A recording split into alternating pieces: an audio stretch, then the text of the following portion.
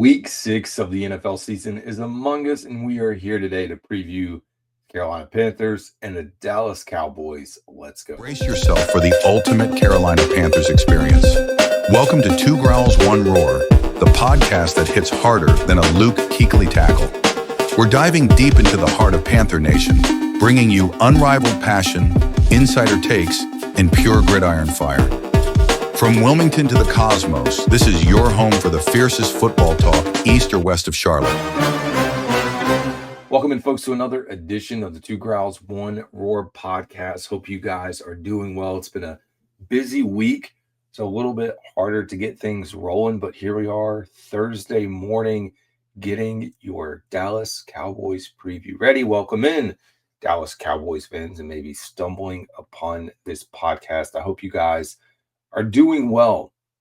We're going to go ahead and get right into business as we preview the Carolina Panthers and the Dallas Cowboys. Excited for this game, coming off a big win for the Carolina Panthers. I know Dolphins probably not a good football team from what we've seen. This is an opportunity, and I've talked about it since we've gotten to this point. We talked about it even in the offseason. This stretch of games is a good chance for the Carolina Panthers to get on track. I would hope Carolina Panthers, as we went back to last week, could win 2 out of 3 during this stretch between the Dolphins, the Cowboys, and the Jets. If they can win 3, folks, we're talking about a winning record, but you can't get to 3 until you take care of business one game at a time, which the Panthers were able to do last week. Now, turning our attention to the Cowboys. Doing the same thing that we do each week. We're going to keep it rolling, though, for all of our Carolina Panthers fans, because you're used to this. We're not going to spend too much time here. Carolina Panthers staff, really, the one thing I like about this is breaking this down between week to week. Really good performance, in my opinion, by the staff, being able to battle back. Dave Canales can't be responsible for a turnover that comes during the game, but he can be responsible for keeping the team together and helping them find a way, of course, led by the team itself. And they were able to do that. Really good performance, in my opinion, for them, especially on the defensive side of the ball with Ejiro Evero. I think he's finding a groove. We just want to see the consistency. And there's no doubt in my mind that having Trevin Wallace call the plays made a big difference. Christian Roseboom playing more freely. That was one of the better performances that we've seen. And not just that, but the defense itself, when you think about the ability to stop the run, where this team is right now, of course, still giving up some big plays, pass plays over the top, but in general, starting to kind of fine tune and tweak things as we move along. Brad Idzik, the offensive coordinator, and Tracy Smith, special teams, still some work, man. It's like week after week, just getting people out there aligned, making sure we got what we need. That's the state of the Carolina Panthers right now. But overall, pretty good state for where the team is right now, considering how many hot seats we thought there could possibly be for the Carolina Panthers. Turning our attention to the Cowboys, I will be honest when I tell you, I personally did not think the Dallas Cowboys were going to be halfway decent this year. I'm very surprised at the offense, at the numbers that they're putting up. It's legit, folks. Carolina Panthers, and they're going to have their hands full with Dak Prescott, Javonte Williams, former North Carolina Tar Heel. They've got a lot going on. But Brian Schottenheimer is the first-year head coach. Offense coordinator Clayton Adams, defensive coordinator Matt Eberflus, and then special teams coordinator Nick Sorensen. This game going to be played at none other than Bank of America Stadium. We look back at last week for both of these teams, which we'll break that down in just a little bit. But 37-22 victory over the Jets for the Cowboys, who sit with the record of 2-2-1. Carolina Panthers with the comeback victory, largest in franchise history. Rick O'Dowd, 200 yards, over 200 yards. NFC Offensive Player of the Week, 27-24 win over Miami. You look at these two head coaches, the all-time series lead goes to the Dallas Cowboys 12-3. Carolina leads it in the postseason. They've actually beaten Dallas in the postseason twice. They have a 2-0 record. And the Dallas Cowboys have won the past 3 meetings. We go back to last year. Remember, last year was the first time in a long time that the Carolina Panthers had been favored in a football game, and unfortunately, they did not get the job done, falling 30-14. First year head coach Brian Schottenheimer in the NFL has an all-time record of 2-1. Dave Canales sits 7-15 record, which is about 31.8% win percentage. Let's keep it flowing here. We talked about the last time these teams met, in case it slipped your mind for whatever reason, 30-14 performance in 24, the 33-10 performance in 23, 36-28 in 2021. All these in favor of the Cowboys. Panthers won in 2018, 16-8, and then all the way back, of course, who can forget Thanksgiving of 2015? They won 33-14. Taking a look at the Carolina Panthers draft picks, as we do every episode. Again, we won't spend a lot of time here, but you are seeing a lot of the pieces on this screen start to flourish and blossom here. Tedero McMillan still unable to get into the end zone, but on pace for 1,100, almost 1,200 receiving yards, looking every bit of the part. Nick Scorton and Princely Uman-Mielen starting to get into the flow when it comes to the defense, outside linebackers, pass rush. We're starting to see some things happen there, which is exciting. Trevor Etienne's role continuing to pick up, not so much as a returner, punt returner, but at least in the run game. Nice addition last week when did not have Chuba Hubbard. Lathan Ransom also getting pretty good playing time at the safety position, and seeing a mixture of Cam Jackson, Mitchell Evans with his second touchdown of the season, the go-ahead touchdown. And how about Jimmy Horn Jr. finally getting on the field? You're seeing contributions from every piece of this Carolina Panthers draft class from this year. And it's like, okay, we're starting to see some stuff happen here. Feel a little bit better about the state of this team and where they are right now. Taking a look at the Dallas Cowboys, their draft class. Tyler Booker, guard out of Alabama. The outside linebacker, defensive end out of Boston College, Donovan Ezeruko. A lot of people had their eyes on him. Local kid here out of the Carolinas, Siobhan Revel Jr., played at ECU.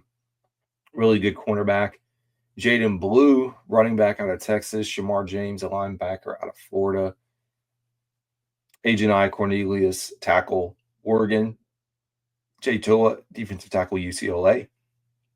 Another local kid to the Carolinas, Phil Maffa, running back out of Clemson. And then Tommy Aking Bisot, defensive tackle out of Maryland.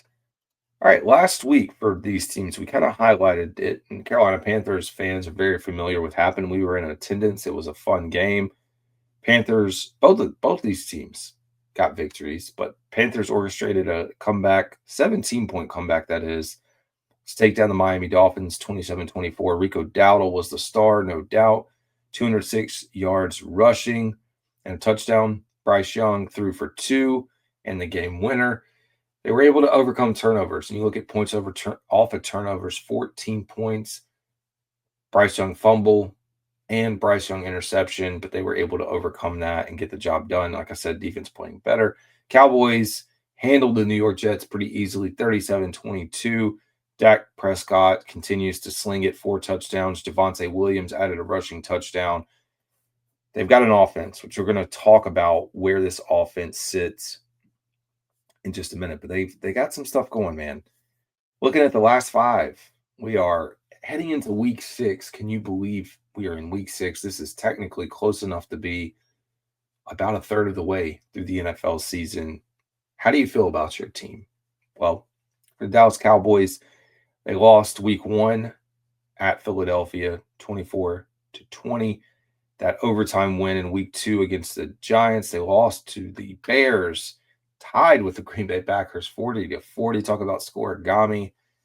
And just the fact that you tie there and then beat the Jets. So yes, they've won. You look at the teams that they beat, the Giants and the Jets. I don't anyone would think those are good football teams. This is not me saying that Carolina's going to be able to take care of business heading into this week, but you think that the Panthers likely have a chance. Carolina Panthers on the other end lost to Jacksonville. Guess what? Jacksonville looks like a pretty good football team.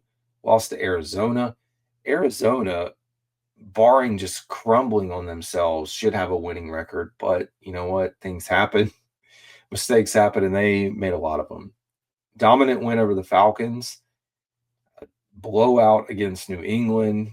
But as you can see, with Jacksonville and New England both looking like pretty good football teams, I don't know that I'm too worried about those outcomes.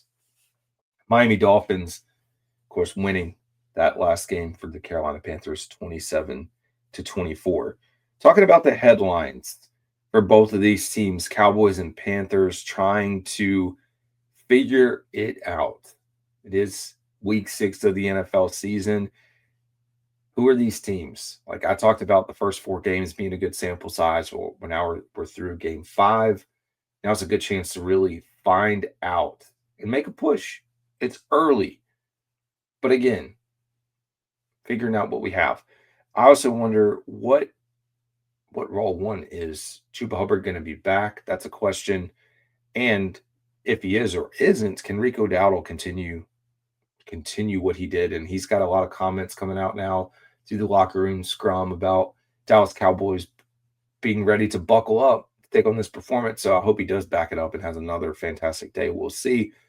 Dak Prescott, man, he is tough. Like I said, we're going to talk about where this offense sits, but Dak Prescott playing really good football, Javonte Williams as well.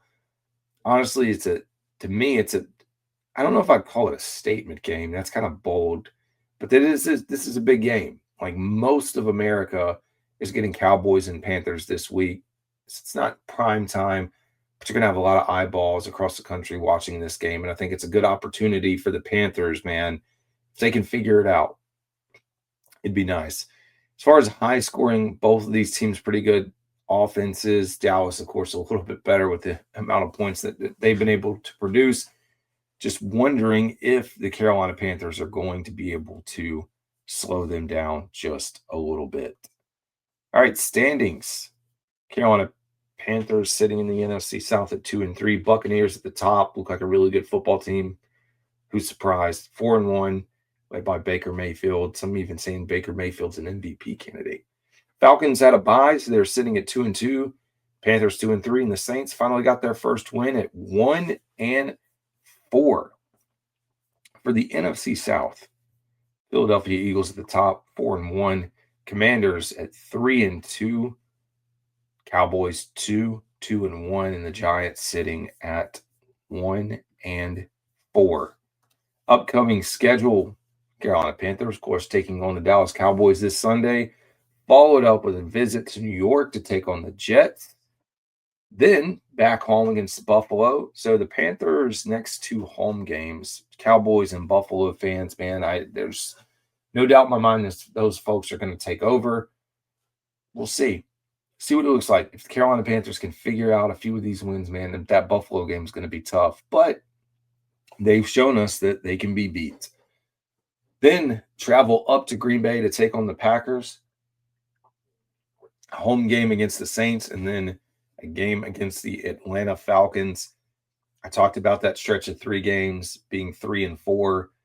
If the Panthers can get to 3-4, they're going to have a tough back-to-back week with the Bills and Green Bay. If they're sitting at 3-4, if they could squeak out one of those, let's say they get to 4-5, then possibly, hopefully, take down the Saints at 5-5 and the Falcons again. You're talking about a team 6-5 over halfway through the NFL season. We'll take it one game at a time before we get too far down that path. That would be pretty good position in my mind. Cowboys, like we said, Panthers this week. Then they have the Washington Commanders at home. Probably game of the week. We'll see. It's in the 4:25 slot. tough game against the Broncos on the road. Travel or stay at home next week, taking on the Cardinals. They have their bye. Then they'll have the Raiders traveling to Las Vegas, and then the Eagles at home. Carolina Panthers have a very late bye this year. I don't know if that's good or bad to get folks back on track, but Cowboys with the bye coming up pretty soon for them. All right, let's hop on over to our NFL preview on NFL Pro. I enjoy doing this, going through some of the stats. So let's pull this up here, get things rolling for you guys. Always appreciate you folks tuning into this show. The one man show over here holding down the Carolina Panthers fans. All right, folks, here we go. I talked about the Cowboys offense. They are the fourth highest scoring offense, putting up 30.2 points per game. They are the number one offense in terms of yards per game, putting up 406 yards. Panthers defense is allowing about 23 per game, which is 19th. Number 12 defense in total yards. Some say, well, part of the reason that they're not giving up so many is because some of the turnovers, the short fields, the special teams touchdowns, those things do factor into it. But I'll take being number 12, giving up 311 yards per game right now. Third down efficiency for the Cowboys offense, 43%, which is ninth in the NFL. Panthers defense sitting at 37.5%. Third down conversion rate, which is 13th. Dallas Cowboys score a red zone touchdown once they get into the red zone about 68.4% of the time. That's ninth in the NFL. We're allowing a touchdown on defense about 62%, which ranks 21st. Carolina Panthers offense, 20.4 points per game, which is 24th, but we're going up against a not so good defense. Cowboys averaging about 30 points per game, 30.8 points allowed, which is 29th in the NFL, giving up 412 yards per game, which is last, and 6.1 yards per play, which is 30th in the NFL. They're terrible on third down, allowing almost 54%, almost really close to 55% of third down conversions, which is last in the NFL. And red zone scoring for the Panthers for a touchdown, 66.7%, 10th in the NFL. And red zone scoring defense for touchdowns allowed, 65% for the Cowboys. The rushing attack for the Dallas Cowboys, putting up 134 yards per game. That's 8th in the NFL. Panthers are allowing 107, which ranks 14th. Panthers ground game, much better than what it's been in years past. Now 128 per game, 10th in the NFL. And Dallas is giving up about 127, which ranks 23rd. Cowboys passing attack, 71% completion percentage. Really good, like I said, for Dak Prescott. Number 4 in the NFL, 7 yards per pass. They're passing the ball about 40 times per game, which is second in the NFL, and putting up 272 yards, which is third. For the Carolina Panthers offense, averaging, if we can find it, 187 yards per game, which is 26th, 5.6 yards per pass, and 61% completion percentage. Those are the team ranking stats. So we'll jump now into the board here. Of course, at the end, you guys know that we will go through the odds, but you can see here right now, Dallas Cowboys with a 3-point favorite. All right. As far as efficiency and key advantages for both of these teams, so for the Cowboys offense against the Panthers defense, really good passing against pressure. Number 9 team in the NFL in pressure rate allowed. Number 1 in design runs, number 5 in rushing inside the tackles, and then number 5 against passing against the blitz. Panthers defense not so great in those categories for those that are watching on the screen. Carolina Panthers offense, passing versus pressure. I mean, it's not the best but got a slight advantage there. I should say passing versus no pressure versus no play action or no blitz. Dallas Cowboys are terrible in those categories. Short passing, slight advantage for the Panthers, and overall rushing efficiency, slight advantage there. Well, let's see if we have any of our insights. Last night when I was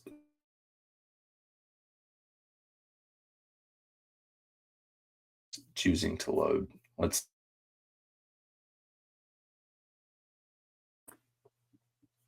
might not be able to get it all, but we're going to try and see what we can get for you guys. I enjoy the insights if they work. No insights. Okay, well, we don't have any insights available for this week, at least not right now. Player projections this week. Dak Prescott projected to have 270 yards. Javonte Williams to rush for 85. CeeDee Lamb, 74 yards. George Pickens, 68. Jake Ferguson, 49. I would take the over on Jake Ferguson. Tight ends seem to have a way. Bryce Young, 223. They still have Chuba Hubbard listed, so they don't even have Rico Dowdle in the mix. They have him going for 51. T-Mac for 72. XL for 33. JT Sanders, who it's TBD if he's even going to be in there either, at 28. Let's take a look at the injury report, and it is a very long report for the Dallas Cowboys. But for the Carolina Panthers, Caleb Evans did not participate, battling a hamstring. Chuba still with the calf, did not participate. Taylor Moton with an elbow, but also sounds like a rest day. And then Turk Warden with the toe. JT Sanders was limited. Positive news for the Carolina Panthers. Jalen Coker back in the mix. Dave Canales confirming that, one, he was running his practice squad. They're just going to see how he goes through the week. If they decide to pull him up, we'll find out. Officially activate him and get him on the roster. He's in that 21-day window right now. Mike Jackson was a full participant, and Shaw Smith-Wade back at it as well. For the Cowboys, I'm just going to list those that did not participate. Tyler Booker, CeeDee Lamb, Jack Sanborn, Kevontae Turpin, Donovan Wilson. So quite a few. Those that were limited, Darren Bland, Clowney. That's right, Clowney back on the Cowboys. Johnny Cornelius, Trayvon Diggs, Tyler Guyton, James Houston, Marshawn Nealand, Miles Sanders over there in Dallas as well. Tyler Smith and Janiah Thomas. Full participants, Kayleen Carson, Jonathan Mingo. How about that? His window must have been opened as well. And Kenneth Murray Jr. So three former Panthers over there, knocking things over. For Dallas Cowboys, on the season, Dak Prescott, 139 for 195. Like we said, 71.3% completion percentage, really good. 1,300 passing yards, 10 touchdowns to 3 interceptions, a 101.1 rating. Bryce Young with 106 completions to 174 attempts, 951 yards, 7 touchdowns, 4 interceptions, 79.5 rating, 5.5 yards per attempt, 60.9% completion percentage. The completion percentage has not been good throughout Bryce Young's entire career. That was one of his strengths, especially coming out of college in his senior season, or last season in the NFL, I should say. I mean, within college football. On the side of rushing attack, Javonte Williams, 447 yards on the season, averaging 5.7, 5 touchdowns. He's had 133 rushing yards over expected, 357 yards after contact, 1 fumble. Miles Sanders with 117 yards on the season, averaging 5.9, and then Dak Prescott with 50 yards. Rico Dowdle's massive performance allowed him to overtake Chuba Hubbard as the leading rusher with 289 yards, 5.7 yards per carry, 2 touchdowns, 63 rushing yards over expected, and 157 yards after contact. Chuba missed last week, has 217 on the season, 4.1 yards per carry, 168 yards after contact.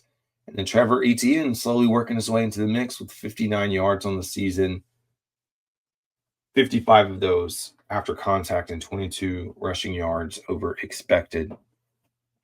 Receiving, George Pickens leading the way, 357 yards for the Cowboys. Jake Ferguson, like I said, I expect a big day out of the tight end. 272, has 3 touchdowns. Pickens with 5. CeeDee Lamb yet to get into the end zone, but 222 yards.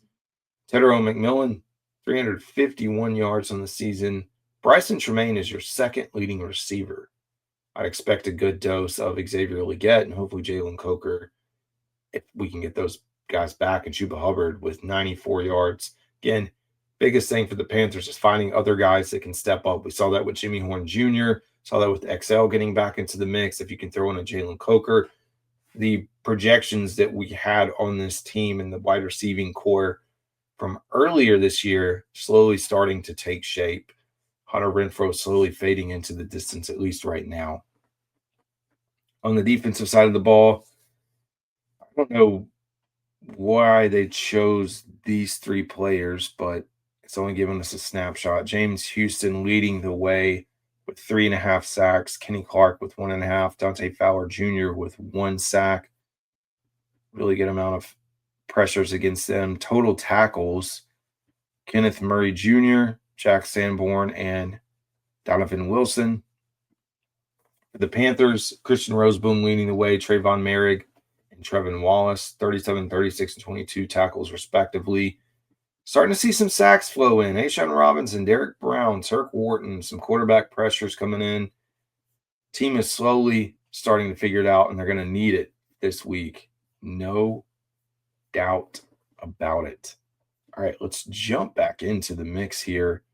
And I believe we covered a majority. We went through the team rankings. You didn't see it, but I talked through it. We went through the injury report. And now I guess we can hop over and take a quick look at the depth chart for both of these teams. We're starting with the Dallas Cowboys. I'm going to slide this back up here. We're trying to slide it back. Let's remove this. There we go. Now we're in business. I don't know why I didn't want us to share that. Dak Prescott, quarterback. Joe Milton III, forgot he went over there. Javonte Williams, CeeDee Lamb, George Pickens, Jalen Tolbert, Kevontae Turpin. I think both of those guys listed side by side. Jake Ferguson, Tyler Guyton, Tyler Smith, Brock Hoffman, Tyler Booker, Terrence Steele, and Hunter. I got a fullback. Always love a team with a fullback. Lupick for the starting offense. For the defense for the Cowboys, Sam Williams, defensive end, Kenny Clark, tackle, Osa Odiguzua, hope we say that, defensive tackle, Dante Fowler Jr., and Damone Clark and Marist Leufu, linebackers, Jack Sanborn, linebacker, Kenneth Murray Jr., linebacker, Kair Elam, cornerback, nickel, Darren Bland, Trayvon Diggs, cornerback, Donovan Wilson, safety, Malik Hooker, safety as well. Special teams led by Brandon Aubrey, the kicker, Brian Anger, the punter, and Trent C., the long snapper. Turpin with a lot of the support in the return game. All right, let's hop over to our Carolina Panthers. Not a lot has changed. We'll flow into this. T-Mac, Hunter Renfrow still starting on the slot as of now. We'll see how this changes, how the snap count goes. Is you bring Coker and Jimmy Horn more into the fold. Ike Ekwonu, Damian Lewis, Cade Mays, Brady Christensen holding it down at the right guard, Taylor Moton. JT still listed, but it's been a good mix of Tommy Tremble, Mitchell Evans, and James Mitchell. Xavier Legette, Jimmy Horn Jr., rounding out the wide receivers. And then Bryce Young, Chuba Hubbard, Rico, Trevor Etienne, and DJ Dallas in the mix as well. Defensively, Turk Wharton, although again still injured, trying to get him back in. Bobby Brown's his backup. A'Shawn Robinson having a really good year again. Cam Jackson in the rotation. Derek Brown with LeBron Ray back into the fold, which is nice. Pat Jones, Princely Uman Mielen, Trevin Wallace, Christian Roseboom, DJ Wonham, Nick Scorton, Mike Jackson, and Corey Thornton. Thornton also starting to come around a little bit. J.C. Horn, Shaw Smith-Wade, Trayvon Merrick, Nick Scott, Damani Richardson, Lathan Ransom, and Travion Thomas officially listed on the depth chart as well. ETN currently still listed as the number one kick returner and punt returner, but we saw a lot of DJ Dallas. We even saw Hunter Renfrow back there. JJ Jansen, your snapper. Sam Martin, your punter. And rookie undrafted free agent Ryan Fitzgerald is your kicker. All right, folks. Now we'll go back here. This is it, folks. We are breaking it down as we close out this week's episode. Always appreciate you guys tuning in. The numbers we have right here for you. 61.8% chance, according to ESPN Analytics, for the Dallas Cowboys to win. 37.9% chance for the Carolina Panthers. Right now, Cowboys for ESPN favored by about 3.5 points. Last week, coming into this, you guys know that I said I couldn't pick the Carolina Panthers to win a game until they won a game. Well, folks, they won. We're up and down. This is just the nature of how this thing unfolds. I don't think the Dallas Cowboys are going to be an easy team to beat. We know the Dallas Cowboy fans are going to be coming in. They're going to be making some noise. Dolphins fans were able to make some noise, and it really wasn't a big amount of fans in there, but it was still a decent turnout. No, Dallas will be there. They'll be loud. This is a really big game for the Carolina Panthers to get on. I don't even know if I'd say on track, but like start to prove that everything, the plan that's been put in place is starting to come together. So, drum roll here. Do we take the Carolina Panthers this week? Oh, yes, we do. Of course we do. And it's probably going to be high scoring, more high scoring than this. And watch, I'm going to come back and it's a low scoring game, or we'll see. Only thing I ask for, please don't be a blowout. But I am going to take the Carolina Panthers this week over the Dallas Cowboys, getting to 500. 3-3. My gosh, folks. I don't want to say we're going to be celebrating, but it's going to be pretty big to be at 500. If they get there through week 6 of the NFL season with a chance to beat the Jets the following week. Can't look too far ahead. I know that. But anyways, folks, that is going to do it for today's episode. This is Carolina Dad. Appreciate y'all tuning in. Drop your predictions if you're on Spotify or, of course, on YouTube. Y'all have a good one.